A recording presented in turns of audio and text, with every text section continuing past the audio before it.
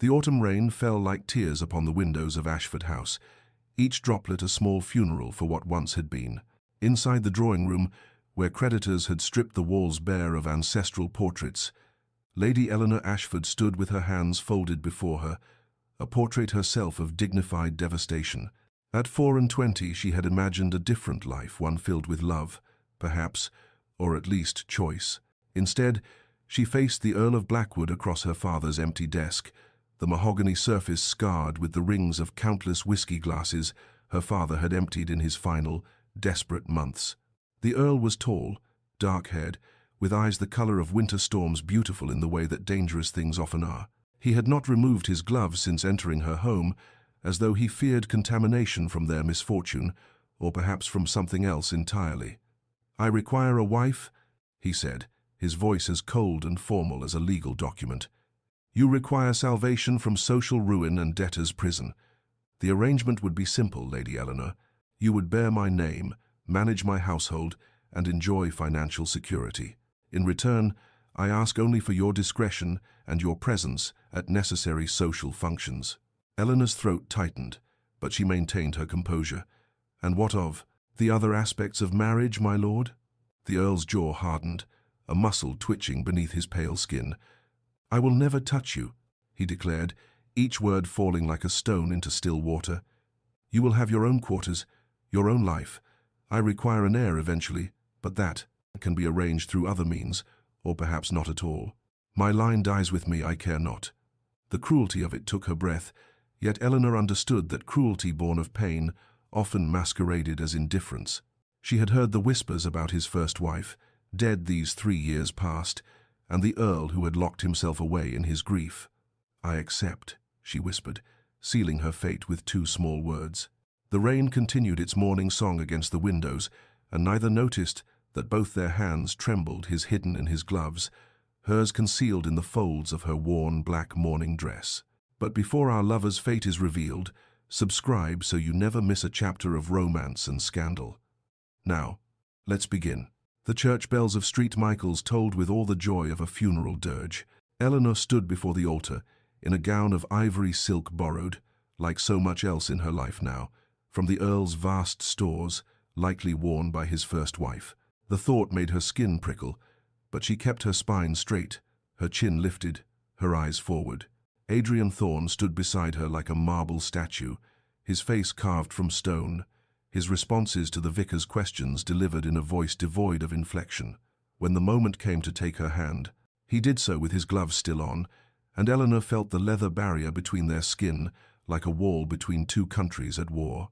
The guests, and there were many, for an earl's wedding demanded attendance regardless of affection, filled the pews with rustling silks and barely concealed gossip. "Poor creature," one matron whispered behind her fan, "a business arrangement, nothing more." "They say he keeps his first wife's rooms locked," another added.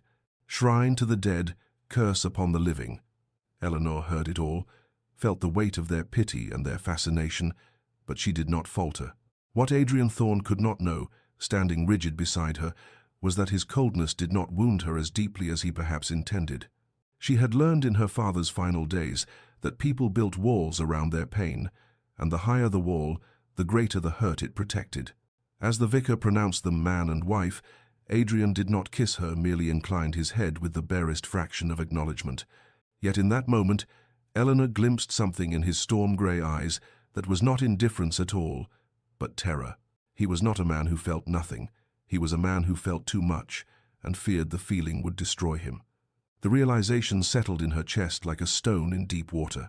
They traveled to Blackwood Manor in separate carriages. When they arrived, the housekeeper, Mrs. Phillips, led Eleanor through endless corridors to the east wing, isolated, distant, a kingdom unto itself. "His lordship's quarters are in the west wing, my lady," Mrs. Phillips explained, her tone carefully neutral. "He thought you might prefer the morning light." Eleanor stood at her window, watching the sun set over unfamiliar gardens, and understood perfectly. She had married a ghost of a man, and he had given her a beautiful prison in which to haunt. Weeks passed like ships in fog, visible only in outline, drifting without collision. Eleanor learned the rhythms of Blackwood Manor, the way one learns a foreign language, through careful observation and patient repetition. The house itself was magnificent in its sorrow, all dark wood and velvet curtains, portraits of stern ancestors watching from gilded frames, and rooms that echoed with the memory of laughter long since silenced. She breakfasted alone in the morning room, where light streamed through tall windows, dined alone in her quarters at night, and in between, she wandered. The library held thousands of volumes, their leather spines cracked with age and use. The music room contained a pianoforte covered in dust. The conservatory's glass walls revealed gardens gone wild with neglect, beauty tangled with decay. And everywhere, the absence of the Earl, or rather, his presence as absence, the shape of him moving through the house like a shadow she could never quite catch. She saw him, of course. From her window, she watched him take his solitary walks each morning, striding through the grounds with his hands clasped behind his back, his dark coat billowing in the wind like the wings of some wounded bird. She glimpsed him in the study late at night, lamplight illuminating his profile as he bent over ledgers and correspondence, working as though labor might exhaust the demons that plagued him. They spoke perhaps a dozen words a week. "Good morning," delivered in passing. "The weather has turned," observed to fill silence at a chance corridor meeting. "Thank you," whispered by Eleanor when he arranged for her mother's modest pension without being asked. But mostly, silence. Eleanor found the rose garden by accident, hidden behind a stone wall at the manor's southern edge. It had been beautiful once she could see that in the bones of it, in the carefully planned beds and the wrought iron arbors now choked with thorns. Someone had loved this place. Someone had tended it with devotion. She began, tentatively at first, to clear away the dead growth, to prune the wild canes, to coax life back into the neglected earth. She did not know that Adrian watched from his study window, his hand frozen on the curtain, his breath caught in his throat. She did not know that the rose garden had been his wife's sanctuary, or that seeing Eleanor there, alive, patient, creating beauty from ruin made his chest ache with something he dared not name. The library became Eleanor's refuge, a cathedral of words where silence felt purposeful rather than empty. She had discovered it properly on a rain-drenched afternoon in her third week at Blackwood Manor, and since then she returned daily, drawn by the smell of leather and old paper, by the promise of worlds beyond her gilded cage. She had been careful to avoid what she assumed were Adrian's favorites, the philosophy and agricultural treatises on the lower shelves, the political volumes near his preferred reading chair.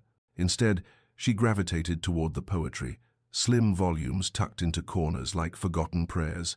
She was reading Wordsworth, curled into the window seat with autumn light falling across the pages, when she heard his footsteps. Her heart lurched, but she did not move, did not acknowledge his presence. Perhaps he would simply take what he needed and leave, as he always did. That was her favorite. His voice cut through the silence like a blade through silk. Eleanor's fingers tightened on the book. She looked up to find Adrian standing in the doorway, still as a portrait, his face unreadable. I did not know, my lord." "I can return it to no." He moved into the room with the careful control of a man walking on ice. "You may read what you wish. The library is yours as much as mine." The politeness was excruciating, formal as a minuet. Eleanor closed the book, her thumb marking the page. She had excellent taste, she offered quietly, unsure whether to apologize or pretend ignorance. Something flickered across Adrian's face, pain, raw and unguarded, gone as quickly as it appeared. "She had taste in many things," he said, his voice rough now, stripped of its usual cold precision. "Poetry, roses, broken men she thought she could heal." He turned away sharply, his hand gripping the back of a chair. "I loved her," he said to the empty fireplace, the words torn from somewhere deep. "And my love killed her. Childbirth. The physicians said her constitution was too delicate, that she should never have." He stopped himself, his shoulders rigid. "Forgive me. This is inappropriate." Eleanor stood slowly, the book clutched to her chest. "My lord, Adrian," he interrupted, still not looking at her. "If we must live as strangers, at least let us dispense with unnecessary formality in private." Then he left, his footsteps echoing through the corridors, leaving Eleanor standing in the fading light, with her heart breaking for a man who had loved too well and feared he might love again. Eleanor began with roses from the garden. She had reclaimed small bouquets placed in the morning room, where weak sunlight pooled on mahogany tables. in the entrance hall where their fragrance might greet him upon returning from his solitary walks. She said nothing about them, made no claim to the gesture, but each morning she replaced the wilting stems with fresh blooms, pink and white and deep crimson, petals soft as secrets. She watched, too, in the quiet way women have always watched the men they live among. She noticed that Adrian took his tea without sugar but with a precise measure of milk, that he preferred the darker Assam blend in the mornings and the lighter Ceylon in the afternoons. She mentioned it to Mrs. Phillips, casually, as though the observation meant nothing at all, and thereafter his preferred teas appeared in the study and drawing room without fanfare, without explanation. Adrian noticed. How could he not? The flowers appeared like gentle ghosts of better days, their scent triggering memories he had locked away. The tea arrived perfectly prepared, and he found himself wondering whether Eleanor had instructed the staff or whether she had somehow intuited his preferences through pure attention. He said nothing, of course.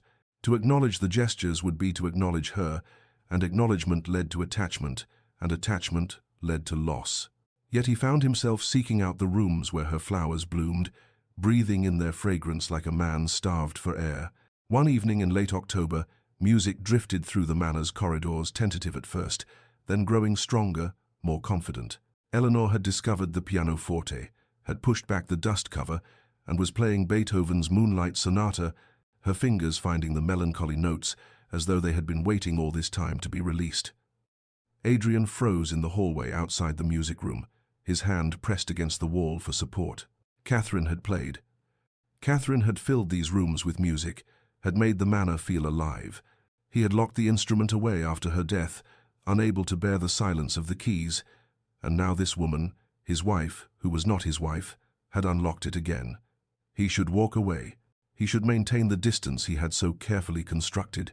Instead, he stood in the shadows and listened, his eyes closed, his chest tight with an emotion he could not name.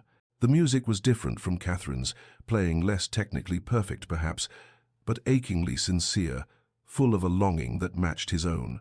When Eleanor finished, the silence that followed felt different than before, not empty, but full, pregnant with possibility. Adrian retreated to his study before she could discover him, but something had shifted. Some wall had developed the first hairline fracture. Eleanor had ventured beyond the manor's manicured grounds on a grey November morning, walking the lanes that connected the tenant farms to the estate proper. What she found troubled her deeply: cottages with roofs that leaked, children thin-faced and coughing, fields lying fallow because the families lacked seed for planting. She had managed her father's declining estate in his final years, had learned the delicate mathematics of land and labor, and she recognized neglect when she saw it. That evening, she did not wait for Adrian to retreat to his study. She intercepted him in the hallway outside the dining room, her spine straight, her resolve fortified by the memory of a young mother's hollow eyes. "My lord, I must speak with you about the tenant families." Adrian's expression shuttered immediately. "Mrs. Phillips handles household matters. The steward manages—" "The steward has neglected his duties," Eleanor interrupted, her voice steady despite her racing heart. "The Dawson cottage has a roof that will not survive winter. The Mitchells have 3 children suffering from lung fever because of the damp. The western fields lie unplanted because your tenants cannot afford seed." His jaw tightened. "Lady Eleanor, you overstep. Estate management is not a woman's concern?" Her eyes flashed. "I managed Ashford's estates for 2 years before my father's death. I know land yields and crop rotations, tenant rights and fair rents. Your people are suffering, and whether you wish to acknowledge my existence or not, I am the Countess of Blackwood, and their welfare is my responsibility as much as yours." Adrian stared at her as though seeing her for the first time. This woman who had moved through his house like a whisper, now standing before him with the force of a storm. "You managed Ashford?" "Everything except the debts my father hid from me," she replied quietly. "I learned estate accounts at 15, my lord. I learned compassion far earlier." The silence stretched between them, taut as a violin string. Finally, Adrian spoke, his voice grudging. "What do you propose?" Eleanor pulled a folded paper from her pocket. She had come prepared. Roof repairs before the heavy snows, medical attention for the sick children, seed loans to be repaid after harvest. The cost would be minimal compared to losing productive families to disease or departure. He took the paper, his gloved fingers brushing hers briefly. He read it carefully, and something in his expression shifted respect, perhaps, or surprise, or the first crack in the armor he wore like a second skin. "Very well," he said finally. "Instruct the steward, and Lady Eleanor." He paused, his grey eyes meeting hers. "You did not overstep." The estate work became a bridge between their separate lives, narrow but traversable. Adrian began appearing at Eleanor's morning room with questions about tenant concerns, ledgers tucked under his arm, his manner still formal but no longer quite so cold. She would pour tea, the Assam he preferred, and they would discuss grain prices and drainage problems, their conversations practical, purposeful, safe. Yet gradually, inevitably, the boundaries softened. Adrian began seeking her opinion not just on tenant matters, but on broader estate decisions, whether to invest in new breeding stock, how to handle a dispute between neighboring families. Eleanor discovered that beneath his glacial exterior lived a mind both sharp and fair, a man who carried the weight of responsibility like a crown of thorns. Dinners, which had been solitary affairs, became shared occasions. Not every night, and never acknowledged as deliberate, but increasingly frequent. They sat at opposite ends of the long table at first, the distance between them vast enough to echo, but conversation, tentative, careful, began to fill the space. One evening, when Eleanor asked about the portraits in the gallery, Adrian spoke of his childhood, of a father whose expectations were impossible, and a mother who died too young. "I was groomed for duty," he said, his voice quiet, his fingers tracing the stem of his wineglass. Love was never part of the curriculum. Eleanor understood then the architecture of his loneliness. "My father loved me," she offered in return, "but he loved his vices more. I watched him destroy everything we had, and I could not stop him. I learned that love alone is not always enough to save someone." Adrian's eyes met hers across the candlelight, and something passed between them. Recognition, perhaps, that they were both survivors of different shipwrecks, clinging to different pieces of wreckage. The respect that grew between them was quiet but undeniable, built on competence and shared purpose, on late-night discussions about crop rotation that somehow became conversations about poetry, about loss, about the peculiar burden of inheriting broken things and trying to make them whole. Yet always, the distance remained. Adrian never removed his gloves in her presence. They never touched except in passing, and even then, accidentally. But Eleanor found herself watching for him, listening for his footsteps, and knew with a certainty that terrified her. She was beginning to love the man her husband was becoming, even as he held himself carefully beyond her reach. The assembly at Thornfield Hall glittered with false warmth, all candlelight and forced gaiety. The county's finest families gathered to assess the Earl of Blackwood's mysterious marriage. Eleanor wore silk the color of midnight, a gown Adrian had insisted upon purchasing despite her protests, and she moved through the crowded rooms with the grace of a woman who had learned to wear dignity like armor. Adrian watched her from across the ballroom, champagne untouched in his hand, and felt something dangerous unfurl in his chest when Lord Hartley bent too close to Eleanor's ear, when young Pemberton's eyes lingered too long on the curve of her neck. She was beautiful. When had he allowed himself to notice? When had the observation become this sharp-edged possessiveness? "Such an unusual arrangement," Lady Ashworth's voice cut through his thoughts, the matron's fan fluttering like a predatory bird. "A marriage of convenience, they say. One wonders if the Earl will ever produce an heir, or if he's content to let his line die with his peculiarities." Eleanor, standing nearby with a group of women, heard every word intended, of course, as cruelty always was. Adrian saw her fingers tighten briefly on her glass, saw the moment of pain flash across her face before she schooled it into serenity. "I find," Eleanor said clearly, her voice carrying, "that the quality of a marriage is measured not by public displays, but by private respect. Those who must advertise their happiness often have little of substance to show." Adrian moved before conscious thought, crossing the space between them, his hand still gloved coming to rest at the small of Eleanor's back, a touch so light it barely existed, yet claiming her nonetheless. "My wife speaks wisely," he said, his voice cold as winter frost, his eyes fixed on Lady Ashworth. "Perhaps if more marriages were founded on respect rather than performance, there would be fewer miserable souls seeking entertainment in others' private affairs." The silence that followed was profound. Adrian escorted Eleanor to the carriage shortly after, both of them trembling with unspent emotion. In the darkness of the carriage, as they rounded a corner, his hand slipped against hers, no gloves now. He'd removed them in his agitation, skin against skin, for the first time since their wedding. Both pulled away as though burned, but Eleanor felt the ghost of his warmth long after, and Adrian stared at his hand in the darkness, wondering how such brief contact could feel like salvation and damnation at once. Autumn deepened into winter's approach, and Blackwood Manor transformed in ways both visible and invisible. The gardens Eleanor had reclaimed bloomed one final time before frost, the roses she had nurtured offering their last crimson offerings to the dying season. But more than the grounds had changed, the house itself felt different, as though the walls had learned to breathe again, as though light found corners that had been dark for years. Adrian sought her company now, no longer hiding behind the pretense of estate business. He would appear in the library where she read, settling into the chair opposite hers with his own book, content to share the silence that had become companionship rather than exile. He accompanied her on walks through the gardens, his hands clasped behind his back, his voice losing its careful formality as they discussed everything and nothing, philosophy and poetry, memories of childhood, dreams they had abandoned. One afternoon, as they walked beneath bare branches laced with early frost, Eleanor laughed at something he said.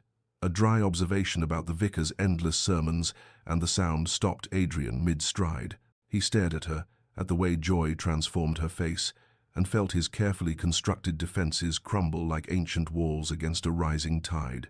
His hand moved without permission, reaching for hers, wanting desperately to twine their fingers together, to close the distance he had so rigorously maintained. But fear, old, familiar, suffocating, stopped him inches away. His hand fell back to his side, and he looked away, his jaw tight with the effort of denial. Eleanor saw it all. She saw his hand rise, saw the longing in his eyes, saw the moment fear conquered desire. The pain of it settled in her chest like ice forming over still water. She understood then, with terrible clarity, that she had fallen in love with her husband, had given her heart to a man who would never allow himself to claim it. She loved his sharp mind and his hidden kindness, his wounded soul and his stubborn honor. She loved the way he listened when she spoke, the way his eyes softened when he thought she wasn't watching, the way he had slowly, carefully let her past his walls, but only so far, never far enough. That night, alone in her quarters, Eleanor wept for the first time since coming to Blackwood Manor, mourning a marriage that was everything except what she needed it to be. December arrived with ominous skies, clouds massing on the horizon like armies preparing for siege. The air held that peculiar heaviness that precedes great storms, a pressure that made breathing difficult, that turned the manor's atmosphere from merely melancholy to something approaching dread. Lady Catherine Thorne, Adrian's younger sister, arrived unannounced in a flurry of expensive furs and barely concealed concern, her sharp eyes assessing Eleanor with the precision of a jeweler examining a questionable stone. She cornered Eleanor in the morning room, her manner civil but cold. "I feel I must speak plainly," Catherine said, her teacup balanced perfectly on her knee. "My brother has suffered greatly, and I will not see him wounded again. Whatever expectations you harbor about this marriage, I advise you to abandon them. Adrian will never love again. He made that choice when he buried his wife, and it is a choice you must respect." Eleanor's hands trembled, but she kept her voice steady. "I have no expectations beyond those we agreed upon, Lady Catherine. It was a lie, and they both knew it." That evening, Eleanor passed by Adrian's study and heard voices, his and his sister's, raised in argument. She knew she should not listen, knew eavesdropping was beneath her dignity, but her feet would not move. "She looks at you with stars in her eyes, Adrian," Catherine was saying. "It's cruel to let her hope. There is no hope to give." Adrian's voice was rough, anguished. "The arrangement remains as it was." "I cannot, will not." He stopped, and Eleanor heard something break in the silence, perhaps a glass. "I will not love her, Catherine. I cannot survive losing someone again. The arrangement stands. It must stand." Eleanor fled to her chambers, her hand pressed against her mouth to stifle the sob that threatened to escape. She had known, of course she had known, but hearing the words spoken aloud, his absolute rejection, his determination never to love her, carved something vital from her chest. Meanwhile, Adrian sat alone in his study, his head in his hands, lying to himself as surely as he had lied to his sister. because the terrible truth was that he already loved Eleanor, had loved her perhaps since she first filled his house with roses, and the knowledge was destroying him. Outside, the wind began to howl, and the servants whispered of the great storm coming, the worst in living memory. The storm broke near midnight with the fury of divine judgment, wind screaming around the manor's stone walls, rain lashing the windows like accusations. Eleanor stood in the entrance hall, watching Adrian prepare to venture into the maelstrom, his heavy coat already dark with moisture, his face set with grim determination. "The Dawson cottage roof was weak," he said, checking his lamp, though the wind would surely extinguish it within moments. "And the Mitchells' children, if the stream floods, they'll be trapped. I must ensure everyone is safe." Eleanor's fingers twisted in her shawl. "Then let me come with you." 2 sets of eyes, 2 pairs of hands. "No." His voice was sharp, final. "I will not risk you." "But you'll risk yourself." Her voice rose despite her efforts at control. "Adrian, please, this is madness. Send the grooms.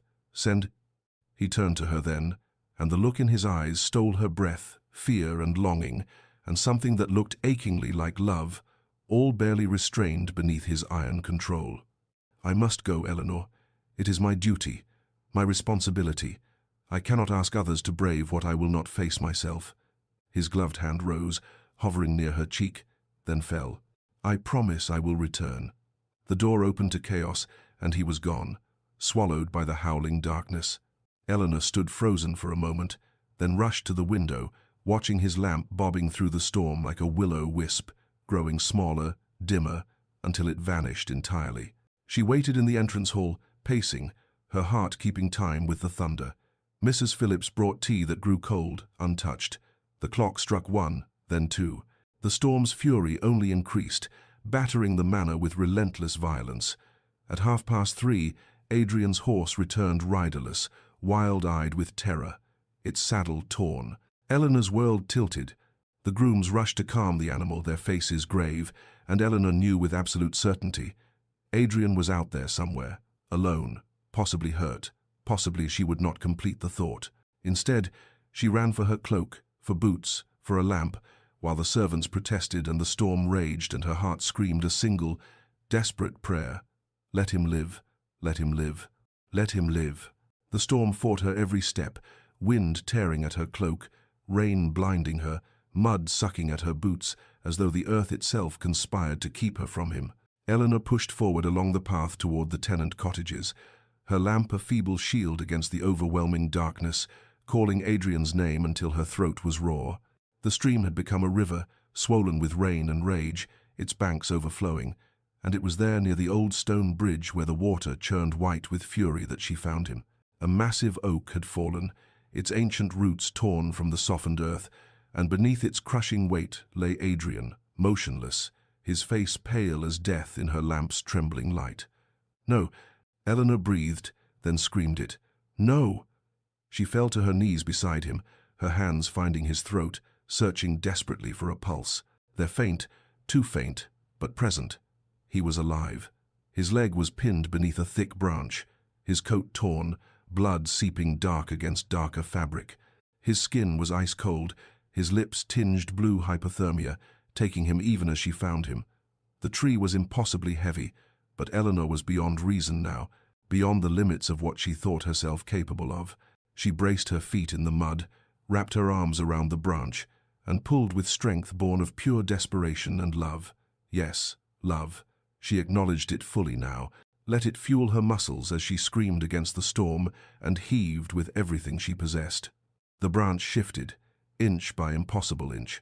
Her hands tore, splinters driving deep into her palms, but she felt nothing except the imperative that he must live, he must survive. She would not lose him to the darkness and the cold. With a final, agonized effort, the branch lifted enough for her to drag Adrian free, his body dead weight in her arms. She collapsed beside him, gasping, weeping, her hands moving over him to assess the damage his leg bent at a wrong angle, a gash across his temple, his breathing shallow and labored. The manor was too far, the storm too violent. She had to find shelter, had to get him warm, or they would both die here by this furious stream. She saw it then, the old groundskeeper's cottage, barely visible through the rain, abandoned but standing. Shelter, survival, hope. Eleanor half-carried, half-dragged Adrian through the last desperate yards to the cottage, her strength fueled by terror and determination, her body screaming protests she refused to acknowledge. The door yielded to her shoulder, and they tumbled inside, out of the storm's teeth, into darkness that felt almost peaceful by comparison. She had no time for relief. Adrian's breathing was dangerously shallow, his skin like marble beneath her trembling fingers.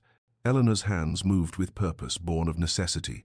She had nursed her father through his final illness, had learned the practical ministrations that propriety usually denied gentlewomen.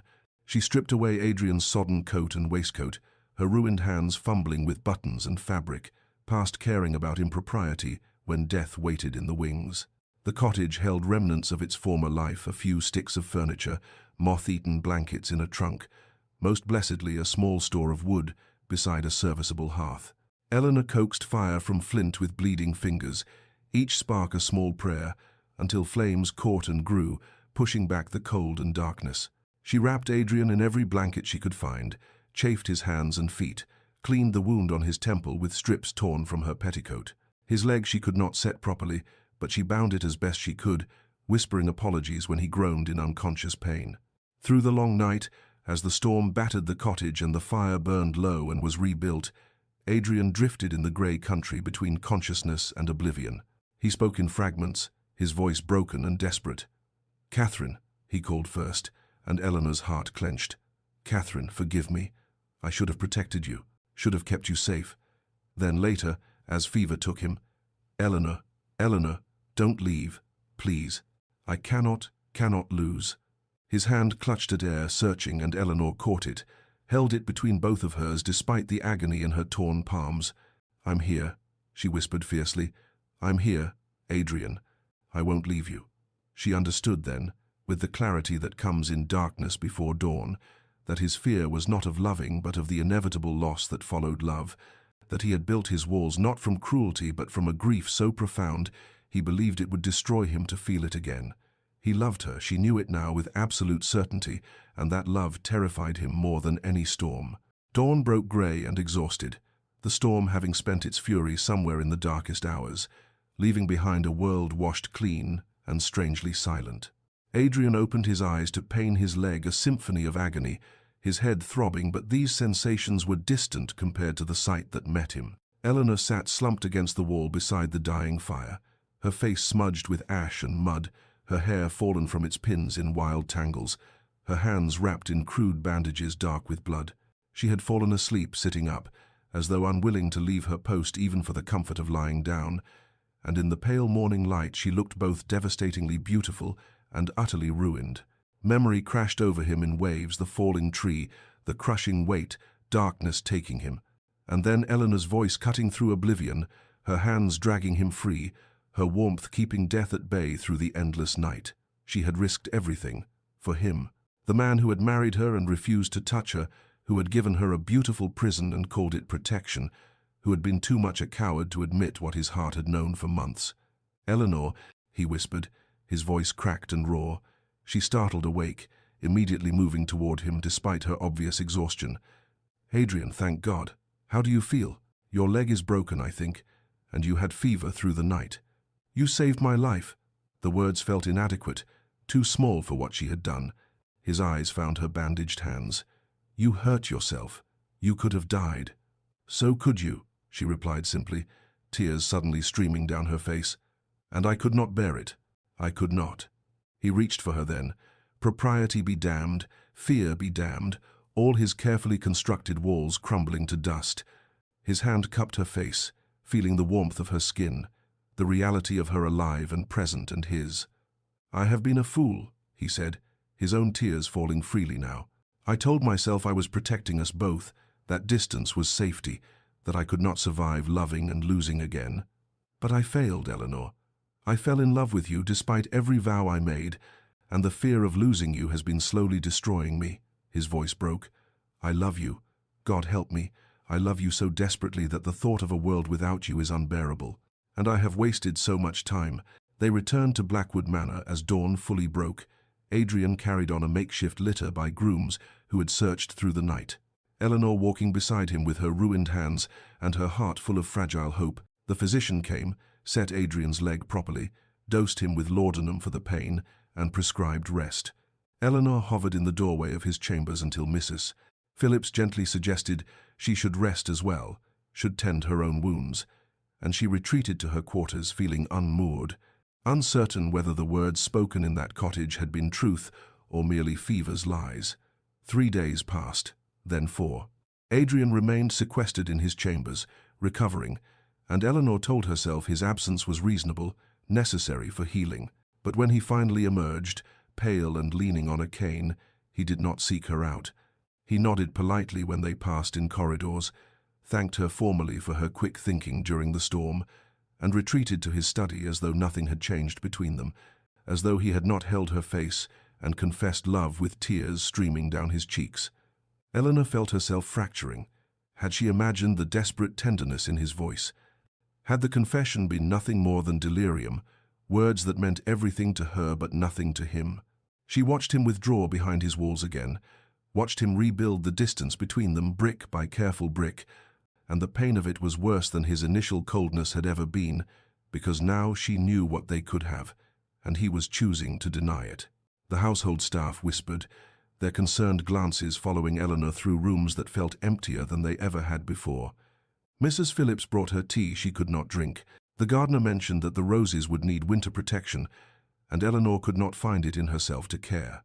By the 7th day, as December snow began to fall and Adrian still avoided her eyes, Eleanor understood with perfect clarity. She could not live this half-life, suspended between hope and despair, loving a man who would not or could not love her in return. Something had to break, or she would. Eleanor found him in the library at twilight, the room shadowed and cold despite the fire burning in the grate. He stood at the window with his back to her, one hand braced against the frame, the other gripping his cane, and she thought how perfectly the image captured him, a man forever looking out at a world he refused to fully inhabit. "Adrian," she said, and her voice did not waver, though her hands trembled. "We must speak." He did not turn. "Eleanor, if this is about your hands, the physician assured me they will heal without. It is not about my hands." She moved into the room, positioning herself where he could not ignore her without obvious rudeness. "It is about us, about what you said in that cottage and what you have done since." Now he looked at her, his face a mask of careful neutrality that made her want to scream. "I was delirious, fevered. Whatever I said, do not," she interrupted, her voice sharp as broken glass. "Do not insult me by pretending you do not remember. You told me you loved me, Adrian. You held my face and wept, and confessed that the fear of losing me was destroying you. And now you hide from me as though I am the danger, as though I am something to be survived rather than—" Her voice broke, but she forced herself onward. "I love you. I have loved you for months, and I can no longer live in this limbo, this half-existence where we are married but separate, where we orbit each other like planets that can never touch. I am asking you, begging you for truth. Do you love me, or was it fever speaking? Because if you cannot love me, I must leave. I want either a real marriage or an annulment, but I will not live another day as your beautiful ghost." Adrian's face contorted with anguish, all his careful control shattering. "You do not understand what you ask. Then make me understand. She died." The words tore from him like something vital being ripped away. "Catherine died because I loved her, because I wanted her, because I put my needs above her safety. The physicians warned us her constitution was delicate. Childbirth would be dangerous, but I was selfish.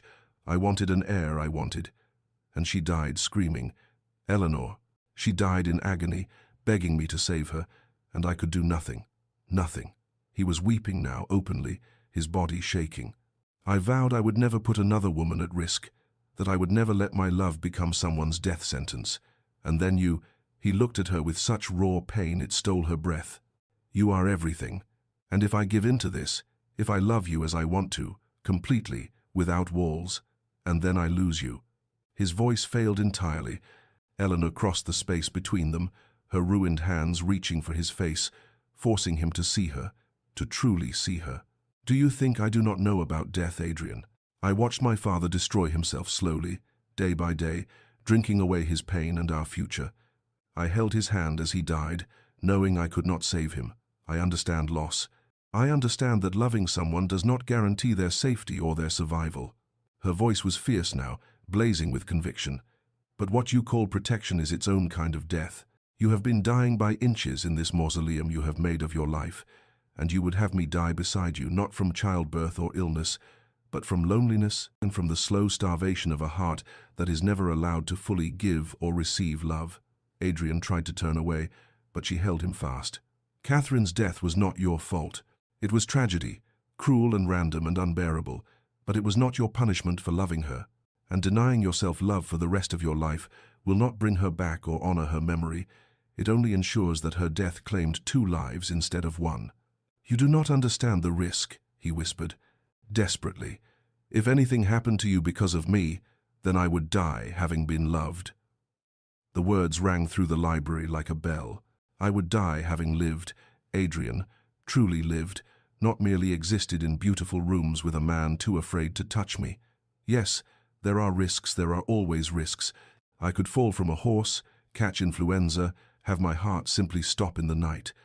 We are all walking toward death from the moment we are born. The only choice we have is whether we truly live first. She gentled her voice, her thumbs brushing away his tears. I am not Catherine. I am Eleanor, and I am choosing this, choosing you, choosing us, choosing love with full knowledge of every risk. But I cannot choose for both of us. You must decide. Will you live in fear of loss, or will you live in love despite it? Adrian stared at her. This woman who had walked into a storm to save him, who stood before him now offering not just her love, but her very life, trusting him with both. And in that moment, he understood. His walls had not protected either of them. They had only ensured a different kind of suffering, a slower death of isolation and denial. He had to choose, fear or love, death or life, prison or freedom. Adrian's hands came up to cover hers where they still held his face, and he turned to press his lips against her scarred palm, kissing the evidence of her sacrifice, her courage, her love. Forgive me, he whispered against her skin. Forgive me for the coldness, for the months I wasted, for every moment I made you feel unwanted when you were the only thing I wanted. Forgive me for being too much a coward to see that you were offering me salvation, not damnation. Eleanor's answer was to pull him down to her, to close the final distance between them, and their first kiss was salt tears and desperate tenderness, months of longing released in a single breathless moment. Adrian kissed her as though she were air and he had been drowning, as though she were dawn after endless night, and Eleanor felt herself falling, soaring, shattering into something new and whole. I choose you, Adrian breathed against her lips. I choose love. I choose life. I choose us. Every risk, every fear, all of it. I choose you, Eleanor, today and every day after. That night, Adrian moved his belongings from the west wing to Eleanor's chambers, no longer separate, no longer divided. The servants smiled as they carried his books and clothes, as lamplight spilled from rooms that had been dark, as laughter echoed through corridors that had known only silence. The manor itself seemed to transform, as though the building had been holding its breath and could finally exhale. Eleanor played piano while Adrian read beside her, his hand resting on her shoulder. They took meals together, lingered over wine and conversation that stretched into the small hours. They walked through winter gardens with fingers intertwined, and Adrian no longer wore his gloves, no longer maintained the careful distance that had defined their early months. They spoke of everything of Catherine without shame or guilt, of Eleanor's father without bitterness, of dreams they had thought lost and futures they might build together. They learned each other slowly, completely, with the reverence of 2 people who understood how precious and fragile love could be, and chose it anyway. Blackwood Manor, which had been a mausoleum, became a home, and 2 people who had been ghosts began, finally, truly, to live. Winter melted into spring, and with it came a transformation so complete that visitors to Blackwood Manor remarked they scarcely recognized the place. The gardens bloomed under Eleanor's devoted care, the tenant families thrived with roofs that no longer leaked, and fields planted with good seed, and through it all, Adrian and Eleanor moved as 2 halves of a completed whole, their happiness evident in every shared glance, every casual touch, every laugh that rang through rooms once silent. When Eleanor discovered she was with child, She felt Adrian's terror like a physical thing, saw it, in the sudden whiteness of his face, the trembling of his hands as they rested on her still flat belly. But this time, he did not retreat. Instead, he faced his fear directly, hiring the finest physicians in England, consulting with every expert, preparing obsessively for every possible complication. Yet he also trusted in Eleanor's strength, in the doctor's skill, in the love that bound them, in life itself. "I am afraid," he confessed to her one night as they lay together in the darkness, his hand spanning her swelling belly. "Every moment, I am terrified, but I would not trade this fear for the emptiness we had before.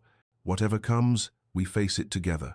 Eleanor's labor came with the first roses of summer, long and difficult but not dangerous, and when their daughter finally arrived, red-faced and furious and perfectly, gloriously alive, Adrian wept as he had wept in that storm-battered cottage, but these were different tears entirely. He held his daughter with shaking hands, this tiny creature who represented everything he had feared and everything he had learned to hope for, and felt the last chains of his old grief finally, completely, break. "Her name?" Eleanor asked softly from the bed, exhausted but radiant. "Hope," Adrian whispered, pressing his lips to the baby's forehead. "We shall call her Hope, because that is what you gave me." The estate prospered as never before, not merely in crops and profits, but in the kind of wealth that cannot be measured in joy and purpose, in community and care, in the knowledge that fear had been faced and love had won. 5 years had painted Blackwood Manor in colors Adrian had once believed lost to him forever.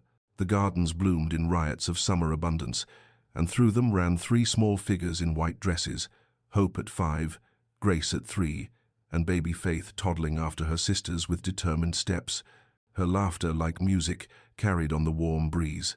Adrian sat beside Eleanor on the garden bench she had commissioned, his arm around her shoulders, watching their daughters chase butterflies through the roses she had brought back to life. His hair held threads of silver now, and Eleanor's face bore the soft lines of a woman who had smiled often and deeply, and they were more beautiful to each other than they had been on that cold wedding day that felt like another lifetime entirely. "Do you remember?" Eleanor said softly, her head resting against his shoulder. "When you told me you would never touch me." Adrian's hand tightened on hers, their fingers interlaced as naturally as breathing. "I remember being a fool who mistook fear for wisdom, isolation for safety. I remember the woman who saved my life twice, once from a storm and once from myself." They watched Hope lift Faith into her arms to see a butterfly more closely. They watched Grace spin in circles until she collapsed dizzy and giggling into the grass, and Adrian felt gratitude so profound it bordered on prayer. Dear listener, perhaps you too have known fear, the kind that builds walls around your heart and calls it protection, that mistakes loneliness for safety, that believes loving again means risking everything you cannot bear to lose. But here is the truth that Adrian and Eleanor learned in that storm-battered cottage and every day after. We are all walking toward loss from the moment we first love, and the only choice we have is whether we truly live first. Love requires the courage to be vulnerable, to tear down walls brick by brick, to risk the pain of loss for the privilege of connection. It is not the absence of fear, but the decision to love despite it that transforms us, that redeems us, that makes us finally, fully, alive. May you find the courage to open your heart when it has learned to close. May you discover that the walls you built for protection have become your prison. May you know love that is worth every risk, every fear, every moment of uncertainty, and may you rest tonight in the knowledge that it is never too late to choose love over fear, life over mere existence, hope over despair. This has been a story from Sweetly Told Tales. If these words have touched you, let them remind you that your own story is still being written, and the next chapter begins with a single brave choice. Sleep well, dream deeply, and remember, love always, always finds a way.